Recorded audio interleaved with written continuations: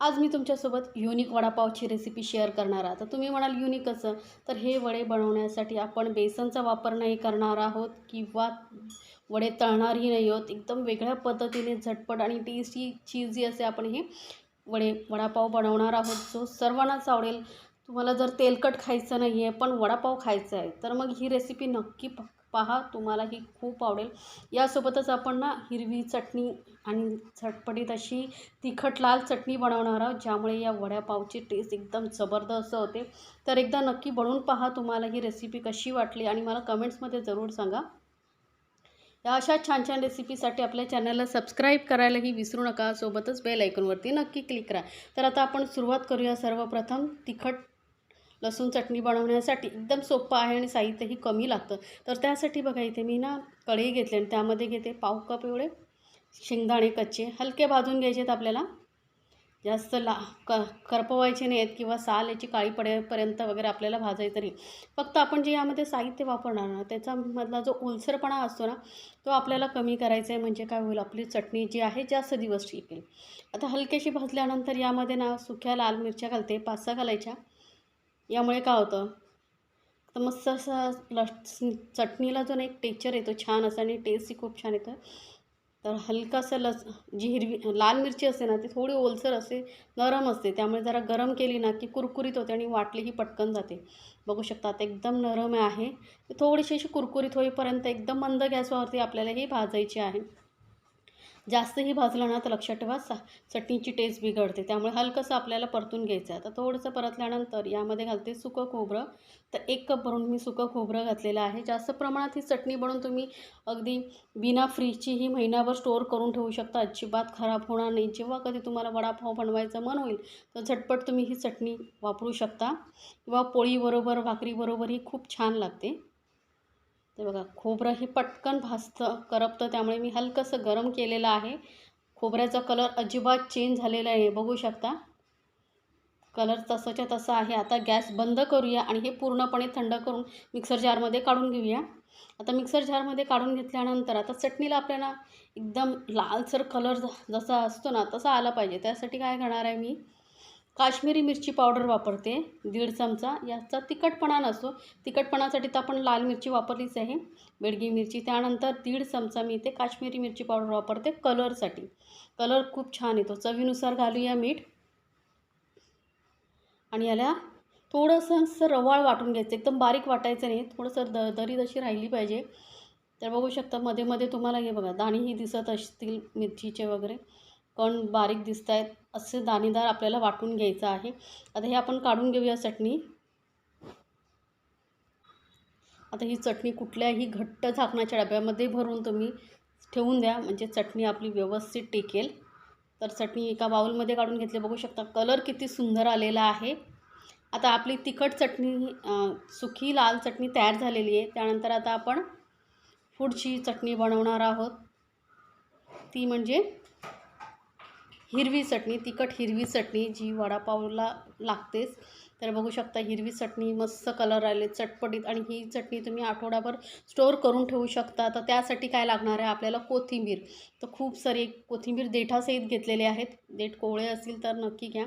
तर एक मोठा कपभर मी कोथिंबीर घेतलेली आहे. आता चटणी किती बनवायची आहे ना, त्या प्रमाणात तुम्ही हिरवी मिरचीचं कोथिंबीर घ्या. थोडीशी पुदिन्याची पानं घेतलेली आहेत, 20-25 पानं घेतलेली आहेत. अर्धा इंच आल्याचे तुकडे करून घेतलेले आहेत. सोबतच ना आपण इथे लसूण घालणार आहोत, पण लसूण फक्त 2 पकड्या घालायच्या, जास्त घालायचं नाही, असा उग्र वास येतो. 3 हिरव्या मिरच्या घातलेल्या आहेत. तिखट किती हवं आहे त्यानुसार तुम्ही हिरवी मिरचीचं प्रमाण कमी जास्त करा. अर्धा चमचा जिरं घातलेलं आहे. आणि आता आपली चटणी टेस्टी आणि अशी घट्टसर होण्यासाठी इथे मी शेंगदाणे घातलेले आहेत. थोडेसे 2 चमचे एवढे छोटे चमचे शेंगदाणे भाजलेले, सालं काढून घेतलेले. आणि चटणीला टेस्ट आणि चटपटीत आणि टेक्चर छान येण्यासाठी, कलर छान येण्यासाठी इथे मी घातलेली आहे शेव. लसूणच्या चिवडा वगैरे असेल ना, तोही घातला तरी चालेल, किंवा आपली नॉर्मल आलू भुजिया वगैरे असेल ना, तेही घातला तरी चालेल. नॉर्मल शेव असते तीही चालते. तर तुमच्याकडे जे असेल ना अवेलेबल, ते तुम्ही घालू शकता.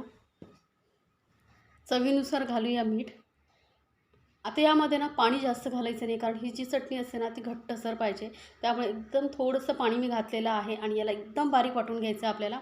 जेवढं होईल तेवढी बारीक चटणी वाटून घ्यायची. तर चटणीचा कलर बघू शकता किती सुंदर आलेला आहे आणि जबरदस्त टेस्टी असे आपली चटणी झाली. ही चटणी तुम्ही वडापावसाठी किंवा सँडविचसाठीही वापरू शकता. सँडविच ही जबरदस्त लागतात. तर ही आपण चटणी झालेली आहे तयार. त्यानंतर आपण इथे अजून एक काम करणार आहोत, ते म्हणजे गार्लिक बटर बनवायचं आहे. तर एक मोठा चमचा ना मी बटर घेतलेलं आहे. बटर थोडं सॉफ्ट पाहिजे. फ्रीजमधून काढून तुम्ही आधी थोडा वेळ ठेवा, म्हणजे असं नरम झालेलं बटर आपल्याला पाहिजे. एकदम वितळून घ्यायचं नाही आहे मला. तुमच्याकडे वितळलेलं असेल तेही वापरू शकता, पण मी थोडं सॉफ्ट वापरते. त्यानंतर अर्धा चमचा एवढं लसूण किसून घेतलेली आहे. ताजी लसूण किसून घ्यायची. 1-2-3 पाकळ्या लसूणाच्या किसून घ्यायच्या आणि थोडेसे घालते ओरिगानो किंवा पिझ्झा मिक्स जे तुमच्याकडे असेल ते घालू शकता. थोडेसे चिली फ्लेक्स, जास्त घालायचं नाही. एक छोटं पाव चमचा एवढं घालायचं आहे. थोडीशी घालूया हिरवी कोथिंबीर बारीक चिरलेली. आणि आता हे सर्व साहित्य आपण व्यवस्थित मिक्स करून घेऊया. थोडा वेळ असं मिक्स करून घेतल्यामुळे काय होईल, अजून बटर थोडा सॉफ्ट होईल.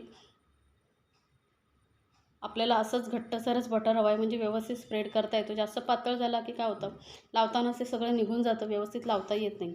त्यानंतर गार्लिक बटरही तयार आहे. आता गॅसवरती कढई ठेवली आहे. 2 चमचे तेलामध्ये मोहरी घातलेली आहे. मोहरी तडतडली यामध्ये घालूया आलं, लसूण आणि हिरवी मिरची. मी ठेचा करून घेतलेला आहे. तुम्हाला किती हवी आहे त्यानुसार तुम्ही प्रमाण कमी जास्त करू शकता. तिखट किती हवं आहे त्यानुसार हिरव्या मिरच्यांचं प्रमाण कमी जास्त करू शकता. तर इथे मी ना 4 हिरव्या मिरच्या घेतला, 1 इंच आलं आणि 7 ते 8 लसणाच्या पाकळ्या चांगल्या ठेचून घेतलेल्या आहेत. ताजं वापरलं ना की खरंच कुठल्याही पदार्थाला चव छान येते. अर्धा चमचा एवढी घालूया हळद. हळद तेलामध्येच आता परतल्यामुळे ना भाजीला छान लागते आणि कलर खूप सुंदर येतो आणि त्याचा जो कच्चेपणा असतो ना तो निघून जातो. त्यामुळे भाजी टेस्टीच होते. आता इथे मी ना मोठ्या साईजचे बटाटे होते, त्यामुळे मी 3 घेतलेले आहेत उकडून.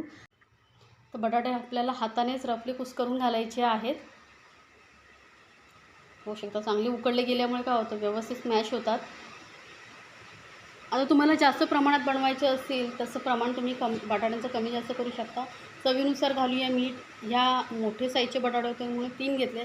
यामध्ये कमीत कमी 8 ते 10 वडे आपले तयार होतात, नॉर्मल साईजची. आता चांगली भाजी आपण व्यवस्थित मिक्स करून घेऊया.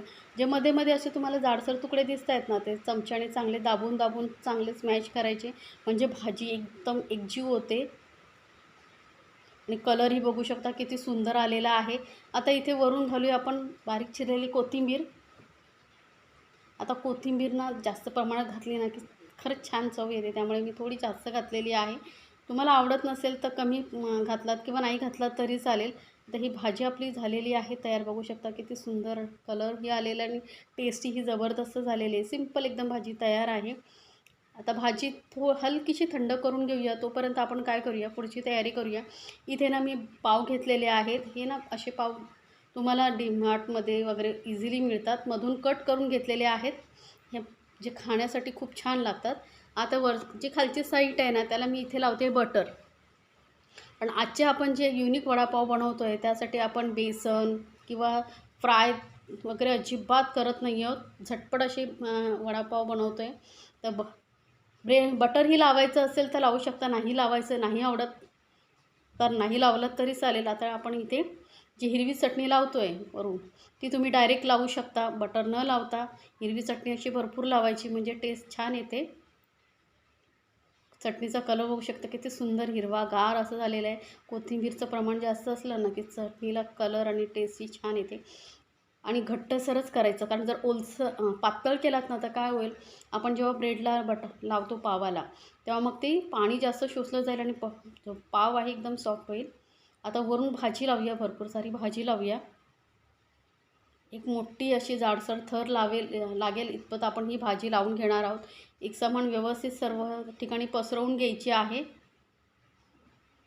जे किनारे वगैरे राहिले तिथे मी भाजी व्यवस्थित पसरवून घेतलेली आहे. आता आपण जी सुकी लाल चटणी बनवून ठेवली होती ती वरून घालून घेऊया. तर इथे आधी मी थोडीशी लावते वरून चटणी. आता आपल्याला हा वडा जो आहे एकदम मुलांच्या आवडीचा चीजी असा बनवायचा आहे. तर त्यासाठी काय करणार आहे, मी इथे लावणार आहे चीज स्लाईस. आता हा चीज ही नसेल आवडत तुम्हाला तर नाही घातला तरी चालेल, नॉर्मली असेच तुम्ही बनवू शकता. तर चीज स्लाईस घातल्यानंतर वरून मी थोडंसं चीज अजून किसून घालते.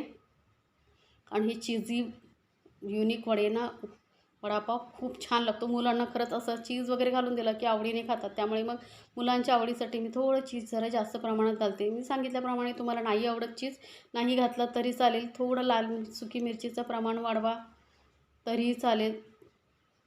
आता वरून थोडीशी परत सुकी लाल चटणी घालते. मस्त असं कलर पण बघू शकता किती सुंदर दिसतोय. झटपट असा हा युनिक वडापाव तुम्ही नक्की बनवून बघा आणि मला कमेंट्समध्ये जरूर सांगा तुम्हाला ही रेसिपी कशी वाटली. काय काय लोकांना काय असतं, तेलकट खायचं नसतं, बेसन खायचं नसतं, मग त्या लोकांसाठी हे एक छान असं ऑप्शन आहे. तर नक्की बनवून ट्राय करून बघा. आता आपण जे गार्लिक बटर बनवून ठेवला होता तो लावून घेऊया वरती, व्यवस्थित लावून घेऊया. त्यामुळे हा जो वडा आहे ना खूप टेस्टी लागतो. आता तुमच्याकडे या पद्धतीचे पाव नाही भेटले तर नॉर्मल जे वडापावसाठी पाव वापरले जातात तेही वापरलात तरी चालेल. तर बटर वरून लावून घेतलेला आहे चांगला. गॅसवरती ना मी पॅन गरम करत ठेवलं, एकदम मंद गॅसवरती ठेवायचं आहे, जास्त गॅस फास्ट ठेवायचा नाही आहे. आणि यालाही थोडंसं गार्लिक बटर लावून घेऊ. हे जास्त लावायचं नाही, हलका हलकासा लावून घ्यायचं आहे. कारण जे आपण खालची बाजू शेकवणार आहोत त्याला थोडंसं हलकासा फ्लेवर आला ना की छान लागेल. त्यामुळे मंद गॅसवरती थोडंसं बटर लावून घेतलेलं आहे. आणि यावरती आपण जो युनिक वडापाव बनवलेला आहे तो ठेवूया. आणि याला कवर करून आपण 5 मिनटं फक्त वाफ देऊन घेऊया. म्हणजे यामध्ये जे चीज वगैरे घातलं आहे ते छान मेल्ट होईल. 5 मिनटं झालेली आहेत, आपण चेक करूया.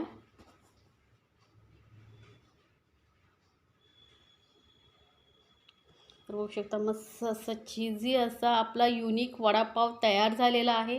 तर नक्की बनवा आणि मला कमेंट्समध्ये जरूर सांगा तुम्हाला ही रेसिपी कशी वाटली.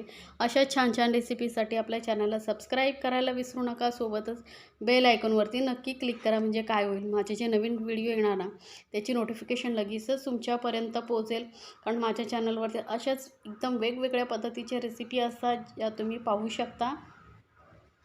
सोबतच आपण हिरवी चटणी आणि सुकी लाल चटणीही ठेवलेली आहे.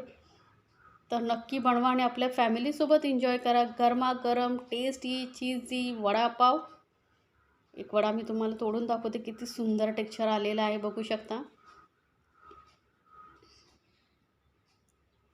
एकदम चीजी टेस्टी झणझणीत असा वडापाव. चीज हे बघू शकता छान असं मेल्ट झालेलं आहे. एकदम तोंडात टाकताच जबरदस्त टेस्टी लागणारा हा वडापाव, युनिक वडापाव.